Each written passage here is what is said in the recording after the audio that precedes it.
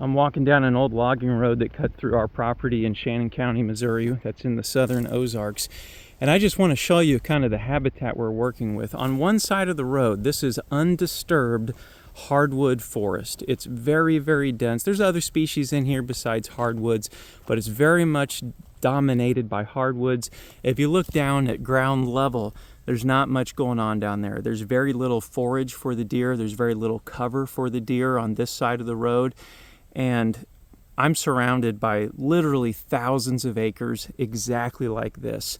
Mixed hardwoods, lots of white oaks, post oaks, scarlet oaks, black oaks. And so on my property, this is not especially useful. The deer, they don't need to come to my property to find a place like this. They've got thousands of acres exactly like it. So what I've started to do in patches on my property is create areas like this, where I've thinned out the timber.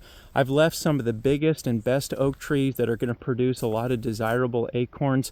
But underneath those big acorn producing oak trees, I've opened up the canopy to about 50% or so, a lot of sunlight reaching the ground, and now there's this dense mat of native forage underneath the oak trees. And this is unique. You can find spots of this, but the deer really love the native forage, and that's why it's so helpful to create areas like this. And this doesn't cost me anything but time. All I had to do was selectively cut down the trees I wanted to go. I've burned it down twice. I do have a food plot over here, but the food plot, although it's attractive, it doesn't become attractive to the deer except in certain stages.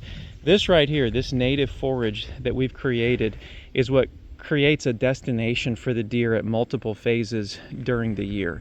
They like to come in here and browse during the summer, especially the early summer, but even in the fall, after this dries out, after it dies down, they'll still come in and use this for bedding, for staging, for cover. So that's what I've tried to do on our property. I don't need more space like this. We've got thousands of acres of hardwoods just like this. What I needed more of was areas like this with dense native forage.